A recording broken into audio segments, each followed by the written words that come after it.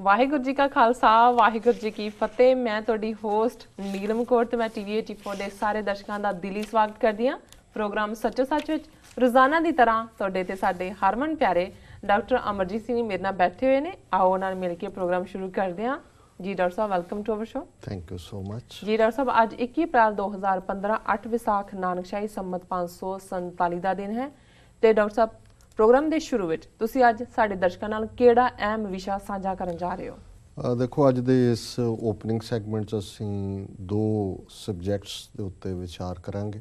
ਜੀ, ਪਹਿਲਾ, ਅੱਜ ਦੀਆਂ ਪ੍ਰਮੁੱਖ ਖਬਰਾਂ ਦੇ ਵਿੱਚ ਇੱਕ ਖਬਰ ਹੈ ਕਿ 93 ਸਾਲ ਦੀ ਉਮਰ ਦਾ ਆਸਕਰ ਗਰੋਨਿੰਗ ਨਾਂ ਦਾ ਨਾਜ਼ੀ, ਜਿਹੜਾ ਕਿ ਕਦੇ ਨਾਜ਼ੀ SS ਗਾਰਡ ਜਿਹੜੀ ਉਹਨਾਂ ਦੀ ਖਾਸ ਜਿਊਜ਼ ਨੂੰ ਹੰਟ ਕਰਨ ਔਰ ਦੂਸਰੇ ਜ਼ੁਲਮਾਂ ਦੇ ਲਈ ਬਣਾਈ ਫੋਰਸ ਸੀ, ਉਹਦਾ ਮੈਂਬਰ ਸੀ।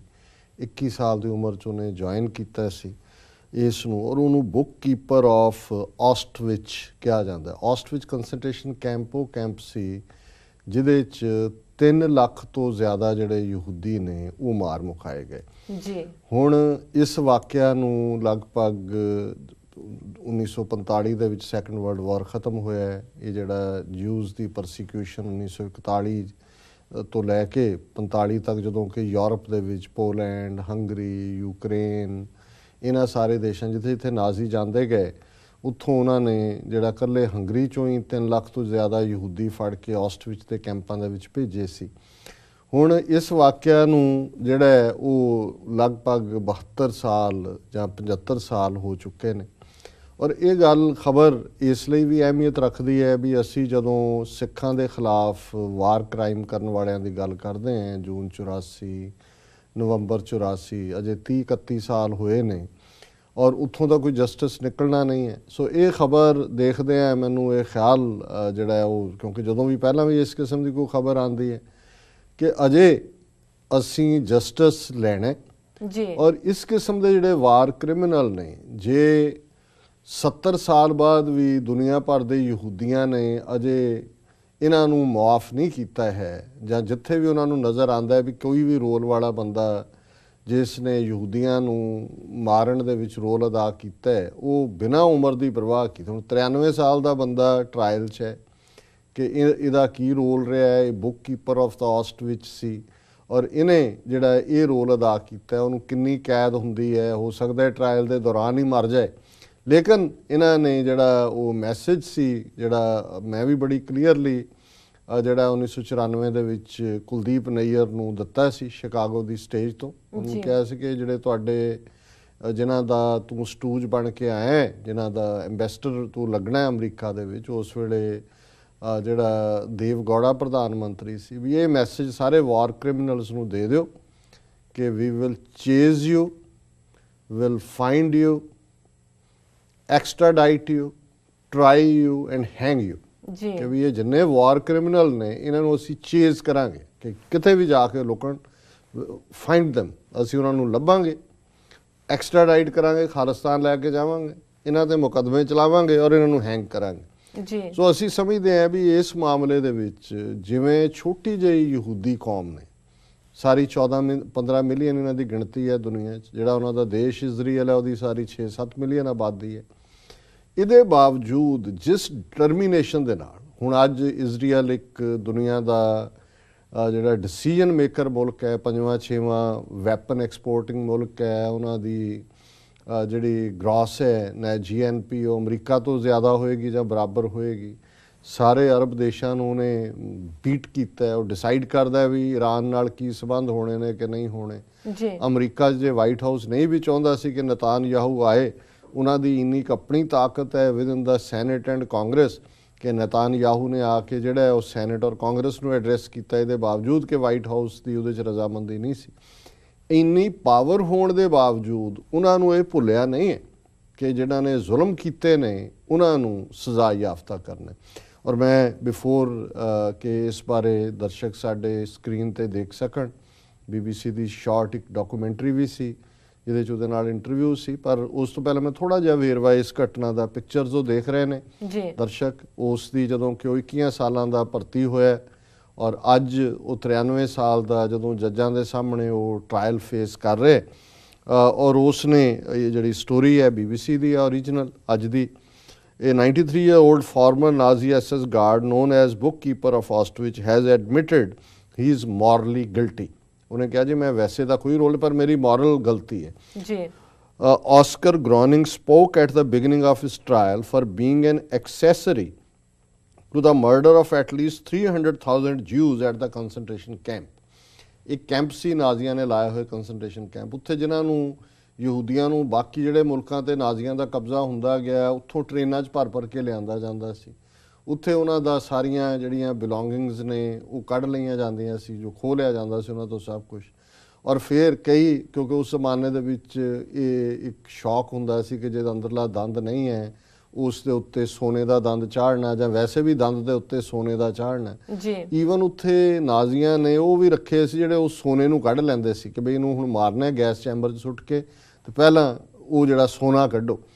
ਔਰ ਜਿਹੜੀਆਂ ਬਹੁਤ ਸਾਰੀਆਂ ਜੁੱਤੀਆਂ ਉਹ ਅੱਜ ਵੀ ਜੇ ਕਿਸੇ ਨੂੰ ਸਾਡੇ ਦਰਸ਼ਕਾਂ 'ਚੋਂ ਬਹੁਤਿਆਂ ਨੂੰ ਮੌਕਾ ਮਿਲੇ ਜਾਂ ਮਿਲਿਆ ਹੋਏਗਾ, ਹੋਲੋਕਾਸਟ ਮਿਊਜ਼ੀਅਮ ਜਿਹੜਾ ਵਾਸ਼ਿੰਗਟਨ DC ਜਾਣ ਦਾ, ਤੇ ਉੱਥੇ ਬੇਸ਼ੱਕ ਇੱਕ ਲੰਬਾ ਟੂਰ ਹੁੰਦਾ, ਕਈ ਵਾਰੀ ਪੂਰਾ ਦਿਨ ਲੱਗ ਜਾਂਦਾ।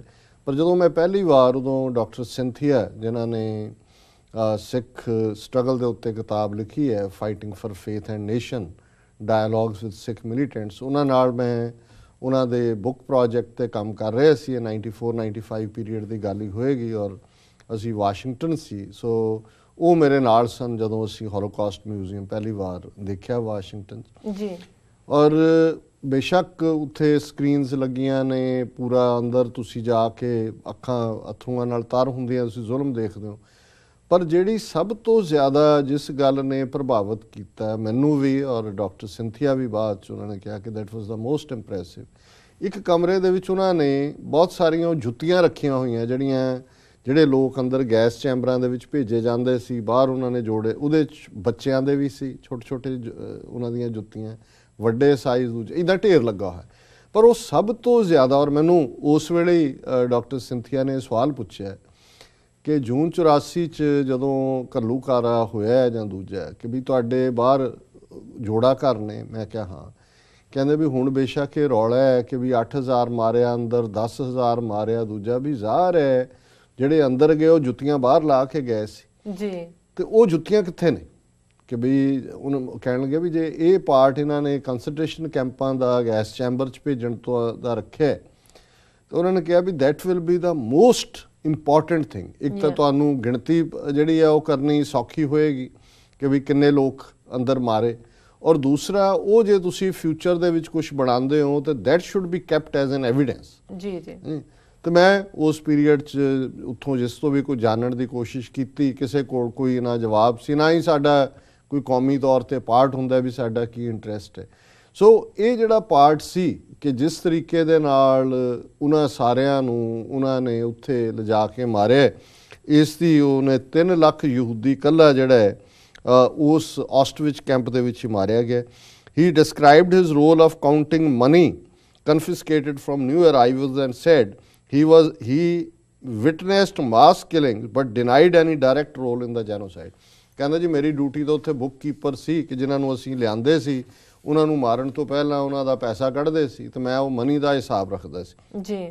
If found guilty, he could face 3 to 15 years in prison.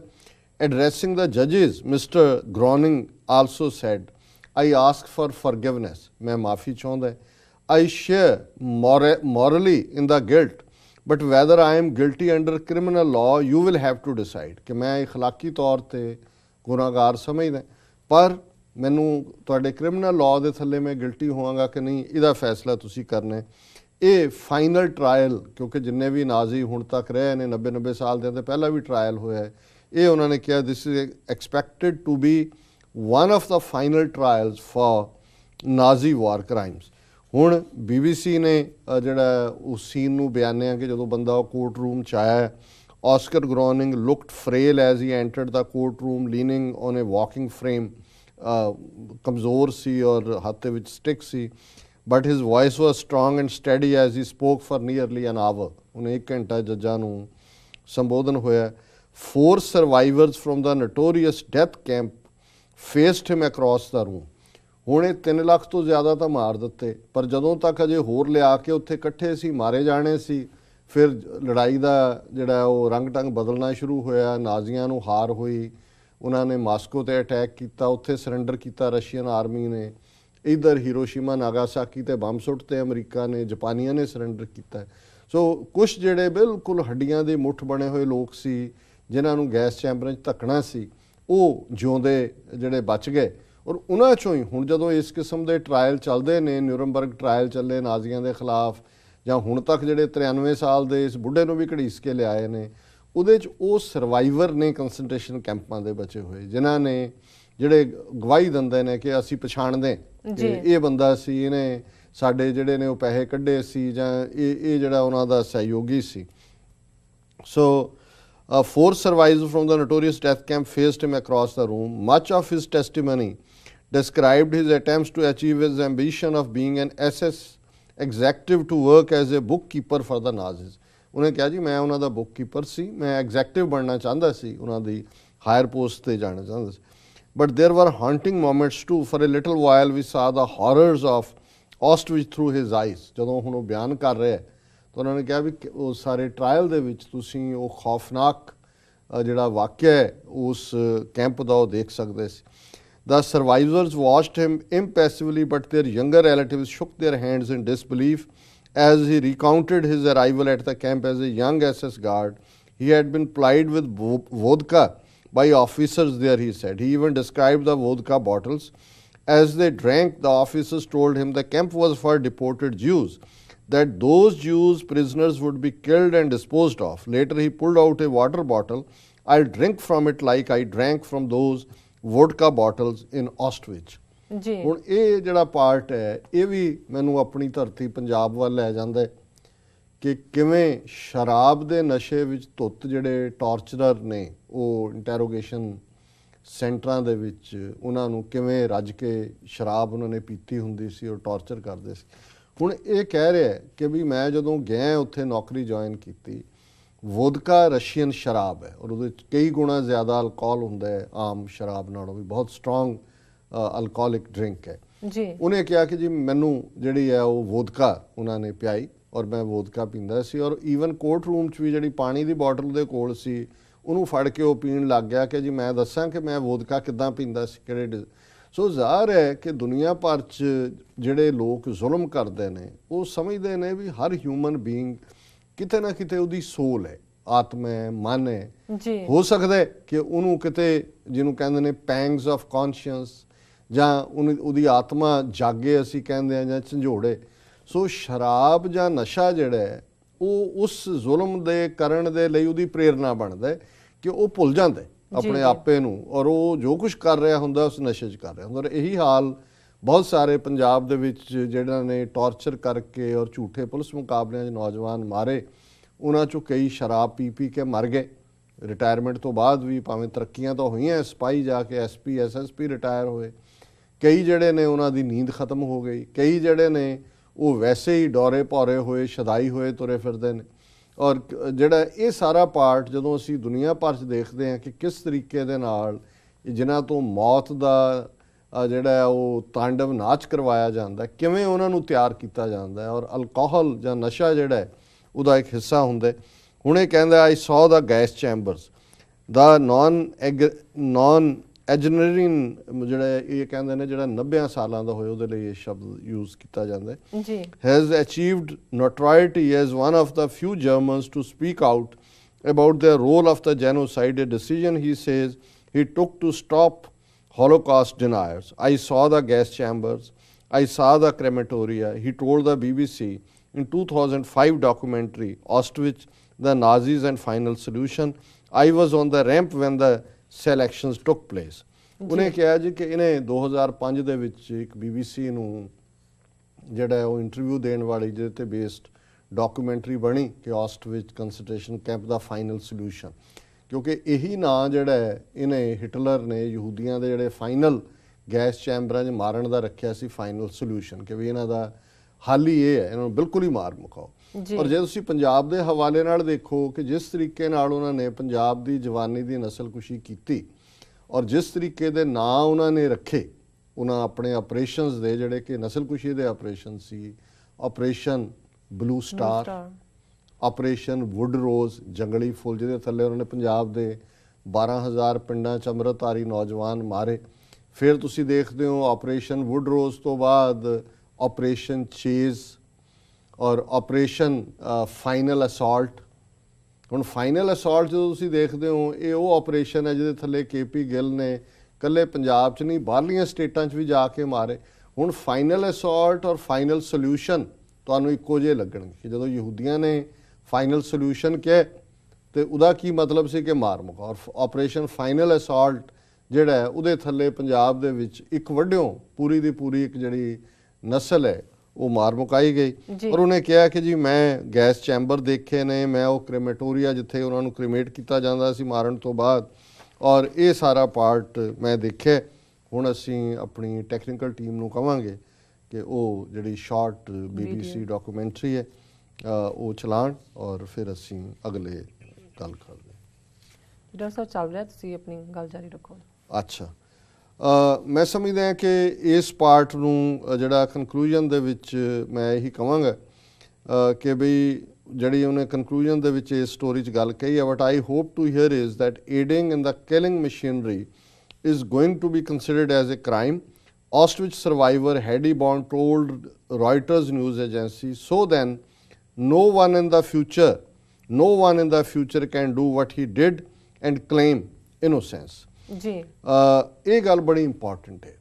ਹੁਣ ਜਦੋਂ ਉੱਥੇ ਤਾਂ ਅਜੇ ਤੱਕ ਕੋਈ ਟਰਾਇਲ ਦੀ ਗੱਲ ਹੀ ਨਹੀਂ ਹੈ, 30-31 ਸਾਲ 'ਚ ਨਾ ਪੰਜਾਬ ਦੇ ਵਿੱਚ ਸਿੱਖ ਪੂਰੀ ਜਨਰੇਸ਼ਨ ਮਾਰਨ ਵਾਲਿਆਂ ਨੂੰ ਕੋਈ ਜਿਹੜਾ ਜ਼ਿੰਮੇਵਾਰ ਠਹਿਰਾਇਆ ਗਿਆ, ਨਾ ਦਿੱਲੀ ਔਰ ਭਾਰਤ ਭਰ ਦੇ ਸ਼ਹਿਰਾਂ ਜੋ ਨਵੰਬਰ 84 ਦੀ ਨਸਲਕੁਸ਼ੀ ਹੋਈ, ਜਿਹਨੂੰ ਹੁਣ ਈਵਨ ਕੈਲੀਫੋਰਨੀਆ ਅਸੈਂਬਲੀ ਨੇ ਵੀ ਆਪਣੇ ਯੂਨੈਨਿਮਸ ਰੈਜ਼ੋਲੂਸ਼ਨ ਦੇ ਨਾਲ ਪਾਸ ਕੀਤਾ ਔਰ ਆਉਣ ਵਾਲੇ ਦਿਨਾਂ 'ਚ ਉਹੀ ਰੈਜ਼ੋਲੂਸ਼ਨ ਕੈਲੀਫੋਰਨੀਆ ਦੀ ਸੈਨੇਟ ਦੇ ਵਿੱਚ ਵੀ ਜਾ ਰਹੇ ਔਰ ਅਸੀਂ ਆਸ ਕਰਦੇ ਹਾਂ ਕਿ ਸੈਨੇਟ ਦੇ ਵਿੱਚ ਵੀ ਇਸ ਨੂੰ ਬਿਨਾਂ ਕਿਸੇ ਝਿਜਕ ਤੋਂ ਪਾਸ ਕੀਤਾ ਜਾਏਗਾ।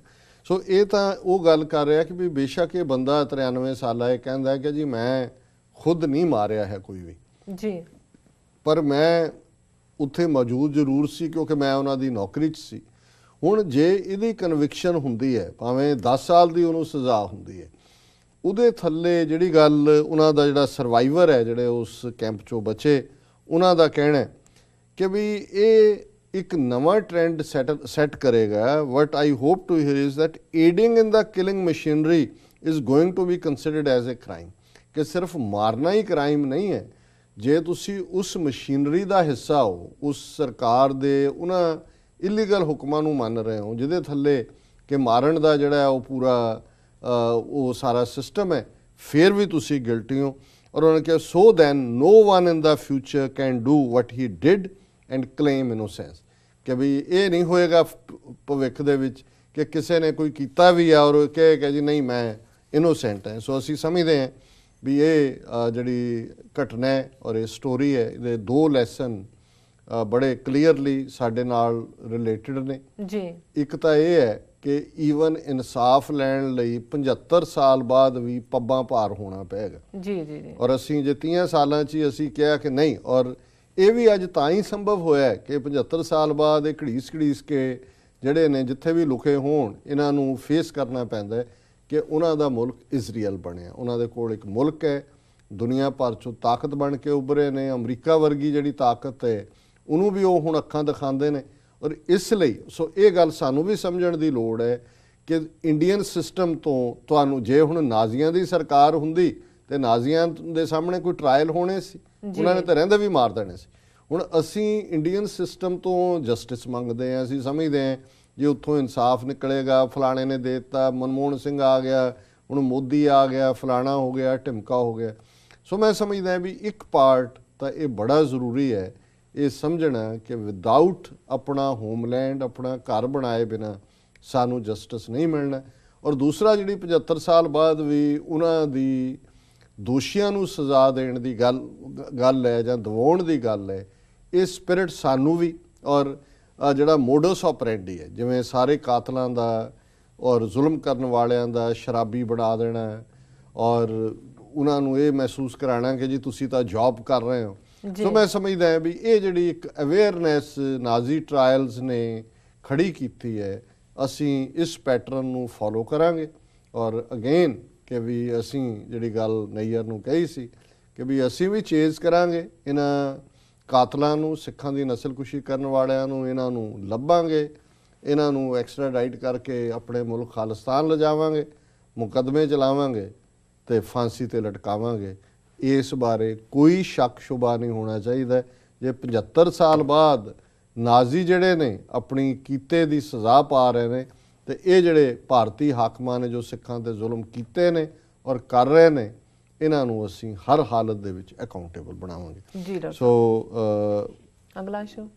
ਅਗਲਾ ਇਸ਼ੂ ਕਰ ਲਈਏ, ਘੜੀ ਤਾਂ ਜਾ ਰਹੀ ਅੱਗੇ ਨੂੰ, ਚਲੋ ਸ਼ਾਰਟ ਕਰ ਲਓ। ਅੱਜ ਇੱਕ ਖਾਸ ਦਿਨ ਹੈ ਔਰ ਮੈਂ ਵਕਤ ਦੇ ਲਈ ਚਾਹੀਦਾ ਸੀ ਜ਼ਿਆਦਾ, ਪਰ ਪਹਿਲੇ ਇਸ਼ੂ ਤੇ ਵੀ ਜਿਹੜਾ ਇੰਪੋਰਟੈਂਟ ਸੀ ਗੱਲ ਕਰਨਾ। ਅੱਜ ਦਾ ਦਿਨ ਹੈ ਜਦੋਂ ਕਿ 1913 ਦੇ ਵਿੱਚ ਗਦਰ ਪਾਰਟੀ ਜਾਂ ਗਦਰ ਲਹਿਰ ਦੀ ਸ਼ੁਰੂਆਤ ਹੋਈ ਔਰ ਇਹ ਉਹੀ ਲਹਿਰ ਹੈ ਜਿਸ ਚੋਂ ਕਰਤਾਰ ਸਿੰਘ ਸਰਾਭਾ, ਬਾਬਾ ਸੋਹਣ ਸਿੰਘ ਭਕਨਾ ਔਰ ਭਾਈ ਸਾਹਿਬ ਭਾਈ ਰਣਧੀਰ ਸਿੰਘ, ਇਹਨਾਂ ਸਾਰਿਆਂ ਨੇ ਕਿਵੇਂ ਬੁਲੰਦ ਆਵਾਜ਼ 'ਚ ਇੱਥੋਂ ਹੀ ਇਹ ਲਹਿਰ ਬਾਹਰੋਂ ਸ਼ੁਰੂ ਹੋਈ। ਬ੍ਰਿਟਿਸ਼ ਕੋਲੰਬੀਆ, ਕੈਲੀਫੋਰਨੀਆ, ਲਗਭਗ 8000 ਸਿੱਖਾਂ ਚੋਂ 7000 ਵਾਪਸ ਚਲੇ ਗਏ 8000 ਚੋਂ ਜੀ। ਇਸ ਬਾਰੇ ਜਿਹੜੀ ਖਾਸ ਤੌਰ ਤੇ ਚਰਚਾ ਮੈਂ ਕਰਨਾ ਚਾਹਾਂਗਾ ਕਿ ਸਰ ਜਸਬੀਰ ਸਿੰਘ ਮਾਨ, ਡਾਕਟਰ ਜਸਬੀਰ ਸਿੰਘ ਮਾਨ ਬੇਸ਼ੱਕ ਇਹ ਹੈ ਤਾਂ ਆਰਥੋਪੈਡਿਕ ਸਰਜਨ ਨੇ, ਪਰ ਇਹਨਾਂ ਨੇ ਕਾਫੀ ਜਿਹੜਾ ਹਿਸਟਰੀ ਦੇ ਮਾਮਲੇ 'ਚ ਔਰ ਖਾਸ ਤੌਰ ਤੇ ਜਦੋਂ ਮੈਕਲਾਊਡ ਔਰ ਉਸ ਦੇ ਚੇਲੇ ਇੱਥੇ ਪਿਸ਼ੌਰਾ ਸਿੰਘ, ਗੁਰਿੰਦਰ ਮਾਨ, ਹਰਜੋਤ ਓਬਰਾਏ, ਉਹਨਾਂ ਨੇ ਡਿਫਰੈਂਟ ਯੂਨੀਵਰਸਿਟੀ ਚੇਅਰਸ ਦੇ ਵਿੱਚ ਜਿਹੜਾ ਮੈਕਲੋਇਡੀਅਨ ਫਿਲਾਸਫੀ ਜਿਹੜੀ ਕਿ ਸਿੱਖੀ ਨੂੰ ਪੁੱਟ ਡਾਊਨ ਕਰਦੀ ਹੈ ਜੀ, ਉਸ ਦਾ ਜਿਹੜਾ ਹੈ ਉਹ ਪੜ੍ਹਾਉਣਾ ਸ਼ੁਰੂ ਕੀਤਾ ਜਾਂ ਉਹਨੂੰ ਉਭਾਰਿਆ। ਤੇ ਇਹਨਾਂ ਨੇ ਬੜੇ ਸੁਚੱਜੇ ਢੰਗ ਨਾਲ ਉੱਥੋਂ ਪੰਜਾਬ ਚੋਂ ਇੰਟਰਨੈਸ਼ਨਲੀ ਸਕਾਲਰ ਸੱਦ ਕੇ ਉਹਨਾਂ ਨੂੰ ਕਾਊਂਟਰ ਕਰਵਾਇਆ ਯੂਨੀਵਰਸਿਟੀਜ਼। ਔਰ ਮੈਂ ਕੱਲ੍ਹ ਹੀ ਉਹਨਾਂ ਦੀ ਮੈਨੂੰ ਈਮੇਲ ਆਈ ਹੈ ਕਿ ਉਹਨਾਂ ਨੇ ਇੱਕ ਕਿਤਾਬ ਸਿੱਖ ਗਦਰ ਲਹਿਰ 1907 ਤੋਂ 1918 ਕਿਉਂਕਿ 1907 ਦੇ ਵਿੱਚ ਇਸ ਦੀ ਸ਼ੁਰੂਆਤ ਉਹ ਫਾਊਂਡਿੰਗ ਗੱਲ ਕਰਦੇ ਨੇ, ਭਾਵੇਂ ਪਾਰਟੀ ਬਾਅਦ ਸ਼ੁਰੂ ਬਣੀ, ਲੇਕਿਨ ਉਹਦਾ ਆਧਾਰ ਉਹਨਾਂ ਨੇ ਸੰਤ ਤੇਜਾ ਸਿੰਘ ਜਿਨ੍ਹਾਂ ਨੇ ਜਾ ਕੇ ਜਿਹੜਾ ਹੈ ਉੱਥੇ ਫਾਊਂਡ ਕੀਤਾ ਪਹਿਲਾ ਗੁਰਦੁਆਰਾ ਖਾਲਸਾ ਦੀਵਾਨ ਸੁਸਾਇਟੀ ਵੈਨਕੂਵਰ, ਔਰ ਅਸੀਂ ਫਿਰ 1912 'ਚ ਦੇਖਦੇ ਹਾਂ ਸਟਾਕਟਨ ਦਾ Pacific cost Khalsa Diwan society Vancouver. ਔਰ ਇਹ ਕਿਤਾਬ ਜਿਹੜੀ ਹੈ ਸਿੱਖ ਗਦਰ ਲਹਿਰ 1907 to 1918 edited by Jasbir Singh Mann MD, edited by Satnam Singh ਜੌਲ, ਔਰ ਇਹ amazon.com ਤੇ ਅਵੇਲੇਬਲ ਹੈ। ਸ਼੍ਰੀ ਗੁਰੂ ਗ੍ਰੰਥ ਸਾਹਿਬ ਫਾਊਂਡੇਸ਼ਨ ਨੇ ਇਸ ਨੂੰ ਪਬਲਿਸ਼ ਕੀਤਾ ਔਰ ਇਹਦਾ ਜਿਹੜਾ ਮੈਂ ਇਹਦੇ 'ਤੇ ਬਰੀਫ ਜਿਹੜੀ ਕਾਮੈਂਟਰੀ ਉਹਨਾਂ ਨੇ ਭੇਜੀ ਆ ਉਹ ਮੈਂ ਸ਼ੇਅਰ ਕਰਦਾ ਤਾਂ ਕਿ ਸਾਡੇ ਦਰਸ਼ਕ ਜਿਹੜੇ ਵੀ ਇਸ ਨੂੰ ਖਰੀਦ ਸਕਣ, ਪੜ੍ਹ ਸਕਣ। ਇਹ ਕਾਫੀ ਇਨਫੋਰਮੇਟਿਵ ਹੋਏਗੀ। ਉਹਦੇ 'ਚ ਉਹਨਾਂ ਨੇ ਕਿਹਾ cover design shows 2 historical gurdwaras built 1908 Vancouver British Columbia and 1912 Stockton California. 2 cover ਦੇ ਉੱਤੇ ਗੁਰਦੁਆਰੇ ਨੇ। ਪਹਿਲਾ ਗੁਰਦੁਆਰਾ ਨਾਰਥ ਅਮਰੀਕਾ ਦਾ ਵੈਨਕੂਵਰ ਜਿੱਥੇ ਹੁਣ ਮੋਦੀ ਨੂੰ ਲਿਆਂਦਾ ਹੈ, ਉਹਨਾਂ ਨੇ ਕਾਮਰੇਡਾਂ ਔਰ ਮੋਦੀਆਈਟਸ ਨੇ ਔਰ ਸਿੱਖਾਂ ਦੇ ਲਈ ਦਰਵਾਜ਼ੇ ਬੰਦ ਕੀਤੇ ਗਏ। ਔਰ ਦੂਸਰਾ 1912 Stockton birth places of Ghadar movement of Sikhs against British colonialism, ਕਿ ਇਹੀ ਵੈਨਕੂਵਰ ਔਰ ਸਟਾਕਟਨ ਹੀ ਬਰਥ ਪਲੇਸ ਨੇ ਗਦਰ ਮੂਵਮੈਂਟ ਦੇ। Professor Teja Singh raised community consciousness, professor Teja Singh ਹੋਰਾਂ ਨੇ ਸਿੱਖ ਕੌਮ ਦੇ ਵਿੱਚ ਜਾਗਰਤੀ ਲਿਆਂਦੀ। The Gadri Babas took inspiration from Sikh ideology and history of Sikh armed revolution, ਕਿ ਉਹਨਾਂ ਨੇ ਸਿੱਖ ਇਤਿਹਾਸ ਔਰ ਸਿੱਖ ਹਥਿਆਰਬੰਦ ਸੰਘਰਸ਼ ਤੋਂ ਪ੍ਰੇਰਨਾ ਲਈ। More than 85% participants were male Sikhs, ਸਾਰੇ ਗਦਰੀਆਂ 'ਚ ਕੁਛ ਮੁਸਲਮਾਨ ਔਰ ਹਿੰਦੂ ਵੀ ਸਨ, ਲੇਕਿਨ 85% ਉਸ ਦੇ ਵਿੱਚ ਸਿੱਖ ਸਨ। Movement did not involve repudiation of their religious faith, instead their faith strengthened their involvement। ਹੁਣ ਇੱਕ ਗੱਲ ਬਹੁਤ ਵਾਰੀ ਜਿਹੜੇ ਕਾਮਰੇਡ ਨੇ ਉਹ ਗਦਰ ਮੂਵਮੈਂਟ ਨੂੰ ਆਪਣੇ ਖਾਤੇ 'ਚ ਪਾਉਂਦੇ ਨੇ ਕਿ ਜਿਵੇਂ ਜਿਹੜੇ ਗਦਰੀ ਸੀ ਉਹ ਤਾਂ ਨੈਸ਼ਨਲਿਸਟ ਸੀ, ਉਹਨਾਂ ਦਾ ਧਰਮ 'ਚ ਯਕੀਨ ਨਹੀਂ ਸੀ, ਲੇਕਿਨ ਇਹਨਾਂ ਨੇ ਬੜੀ ਸਪਸ਼ਟਤਾ ਨਾਲ ਇਹ ਪ੍ਰੂਵ ਕੀਤਾ ਹੈ ਵੀ ਉਹਨਾਂ ਦੇ ਲਈ ਸਿੱਖ ਧਰਮ ਰਾਦਰ ਪ੍ਰੇਰਨਾ ਸੀ, ਉਹ ਕੋਈ ਧਰਮ ਤੋਂ ਦੂਰ ਨਹੀਂ ਸਨ। Sir Michael O'Dwyer, lieutenant governor of Punjab in 1912-1919 in his book calls it Sikh Gadar conspiracy। ਇਹ ਮਾਈਕਲ ਓਡਵਾਇਰ ਨੂੰ ਕੋਟ ਕੀਤਾ ਤੇ ਉਹਨੇ ਇਹਦਾ ਨਾਂ ਹੀ ਗਦਰ ਲਹਿਰ ਨੇ ਉਹਨੇ ਕਿਹਾ ਵੀ ਸਿੱਖ ਗਦਰ ਕੰਸਪੀਰੇਸੀ, ਸਾਜ਼ਿਸ਼। Ghadar Party, truly a Sikh-led organization, as the Ghadar Directory published by British in 1917 and updated in 1934 shows list of 616 names, out of which 527 were Sikhs, 54 Hindus and 35 Muslims।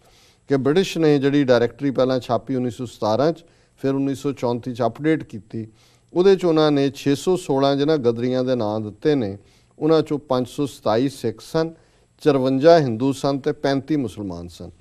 Canadian government archives ਕਹਿਣਾ ਚਾਹੁੰਦੇ ਨੇ, archives shows out of total of 376 Komagata Maru passengers in 1914, 340 were Sikhs, 24 Muslims and 12 Hindus। ਕਿਉਂਕਿ ਕਾਮਾਗਾਟਾ ਮਾਰੂ ਵੀ ਦੇ ਨਾਲ ਗਦਰ ਨਾਲ ਹੀ ਜੁੜ ਜਾਂਦਾ ਹੈ ਕਿ ਉਹਦੇ 376 ਮੁਸਾਫਰਾਂ ਚੋਂ 340 ਸਿੱਖ ਸਨ, 24 ਮੁਸਲਮਾਨ ਸਨ ਤੇ 12 ਹਿੰਦੂ ਸਨ। Across world 35 preachers and 25 gurdwaras participated in the movement। ਇਹ ਮੈਨੂੰ ਵੀ ਨਹੀਂ ਸੀ ਪਤਾ ਕਿ ਜਿਹੜਾ ਸਿੱਖ ਪ੍ਰੀਚਰ ਜਿਹੜੇ ਸੀ ਧਰਮ ਦਾ ਪ੍ਰਚਾਰ, ਉਹ 35 ਜਿਹੜੇ ਨੇ ਉਹਦੇ 'ਚ ਇਨਵੋਲਵ ਹੋਏ ਔਰ 25 ਗੁਰਦੁਆਰਿਆਂ ਦੇ ਵਿੱਚ ਦੁਨੀਆ ਭਰ ਦੇ ਵਿੱਚ ਇਸ ਮੂਵਮੈਂਟ 'ਚ ਉਹਨਾਂ ਨੇ ਪਾਰਟਿਸਿਪੇਟ ਕੀਤਾ। Between 1907 to 1918 true Sikh religious conscience was the guiding force।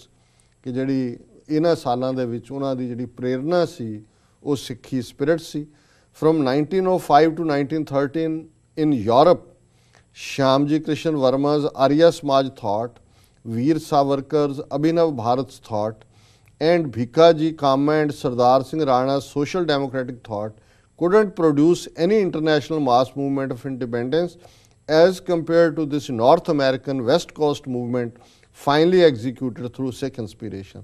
ਉਹਨਾਂ ਨੇ 3 ਹੋਰ ਮੂਵਮੈਂਟ ਜਿਹੜੀਆਂ ਉਸ ਪੀਰੀਅਡ 'ਚ 1905 ਤੋਂ 1913 ਤੱਕ ਚੱਲੀਆਂ, ਜਿਨ੍ਹਾਂ 'ਚ ਸ਼ਿਆਮਜੀ ਕ੍ਰਿਸ਼ਨ ਵਰਮਾ ਨੇ ਆਰੀਆ ਸਮਾਜ ਚਲਾਈ, ਵੀਰ ਸਾਵਰਕਰ ਨੇ ਅਭਿਨਵ ਭਾਰਤ ਚਲਾਈ ਔਰ ਭਿਕਾਜੀ ਕਾਮਾ ਨੇ ਜਿਹੜੀ ਹੈ ਸੋਸ਼ਲ ਡੈਮੋਕ੍ਰੈਟਿਕ ਮੂਵਮੈਂਟ ਚਲਾਈ। ਉਹਨਾਂ ਨੇ ਕਿਹਾ ਜੀ ਉਹਨਾਂ 'ਚੋਂ ਕੋਈ ਵੀ ਮਾਸ ਮੂਵਮੈਂਟ ਨਹੀਂ ਬਣੀ, ਪਰ ਇਹ ਨਾਰਥ ਅਮਰੀਕਾ ਦੇ ਸਿੱਖਾਂ ਨੇ ਜਿਹੜੀ ਗਦਰ ਮੂਵਮੈਂਟ ਚਲਾਈ, ਇਹ ਸਿੱਖ ਇੰਸਪੀਰੇਸ਼ਨ 'ਚੋਂ ਆਈ ਔਰ ਇਹ ਮਾਸ ਮੂਵਮੈਂਟ ਬਣੀ। Literature produced by Indian national historians has suppressed the role of Sikh ideology, Sikh gurdwaras, Sikh priests, Professor Teja Singh and relations of Gadri Babas with Sikh League, SGPC and Shri Akal Takht and their participation in Sikh affairs।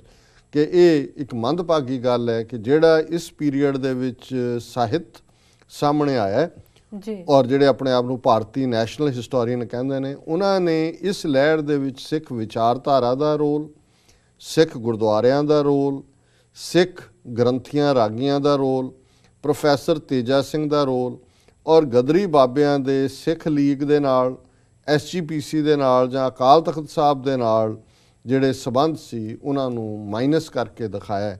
ਸੋ ਇਹ ਮੈਂ ਸਮਝਦਾ ਵੀ ਔਰ ਮੈਂ recommend ਵੀ ਕਰਾਂਗਾ ਕਿ ਸਿੱਖ ਗਦਰ ਲਹਿਰ 1907-1918 ਜਿਹੜੀ ਹੈ ਐਡੀਟਡ ਬਾਈ ਜਸਪੀਰ ਸਿੰਘ ਮਾਨ MD ਐਂਡ ਸਤਨਾਮ ਸਿੰਘ ਜੌਲ, ਇਹ amazon.com ਤੇ ਆਰਡਰ ਕਰਨ ਕਿਉਂਕਿ ਇਹ ਕਾਫੀ ਰਿਸਰਚਡ ਵਰਕ ਹੈ ਜਿਹਦੇ 'ਚ ਉਹਨਾਂ ਨੇ ਹਿਸਟਰੀ ਨੂੰ ਇੱਕ ਠੀਕ ਪਰਸਪੈਕਟਿਵ ਦੇ ਵਿੱਚ ਰੱਖਿਆ ਕਿ ਕਿਵੇਂ ਇਸ ਧਰਤੀ ਤੋਂ ਜਾ ਕੇ ਉਹਨਾਂ ਗਦਰੀ ਬਾਬਿਆਂ ਨੇ, ਜਦੋਂ ਅਸੀਂ ਬਾਬਾ ਕਹਿੰਦੇ ਹਾਂ ਕੋਈ ਬੁੱਢਾ ਨਹੀਂ ਹੈ, ਉਹ ਉਹਨਾਂ ਦੇ ਲਈ ਉਹਨਾਂ 'ਚ ਬੁੱਢੇ ਵੀ ਸੀ, ਉਹਨਾਂ 'ਚ ਯੰਗੈਸਟ ਤਾਂ 16-17 ਸਾਲ ਦਾ ਕਰਤਾਰ ਸਿੰਘ ਸਰਾਭਾ, ਜਿਸ ਦੀ ਇਹ ਹੂਕ ਗਦਰ ਗੂੰਜਾਂ ਦੇ ਵਿੱਚ ਗੂੰਜਦੀ ਰਹੀ ਕਿ ਸੇਵਾ ਦੇਸ਼ ਦੀ ਜ਼ਿੰਦੜੀ ਹੈ ਬੜੀ ਔਖੀ, ਗੱਲਾਂ ਕਰਨੀਆਂ ਢੇਰ ਸਖੱਲੀਆਂ ਨੇ, ਜਿਨ੍ਹਾਂ ਦੇਸ਼ ਸੇਵਾ ਵੱਲ ਪੈਰ ਪਾਇਆ ਉਹਨਾਂ ਲੱਖ ਮੁਸੀਬਤਾਂ ਝੱਲੀਆਂ ਨੇ।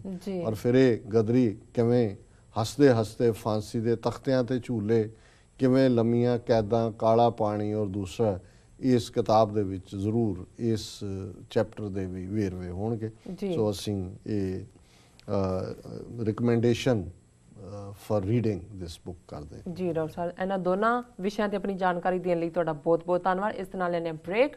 ਵੀਅਰਸ, ਤੁਸੀਂ ਸਾਨੂੰ ਇਸ ਤਰ੍ਹਾਂ ਬਣੇ ਰਹੋ, ਮਿਲਦੇ ਹਾਂ ਆਫਟਰ ਦਿਸ ਸ਼ਾਰਟ ਬ੍ਰੇਕ।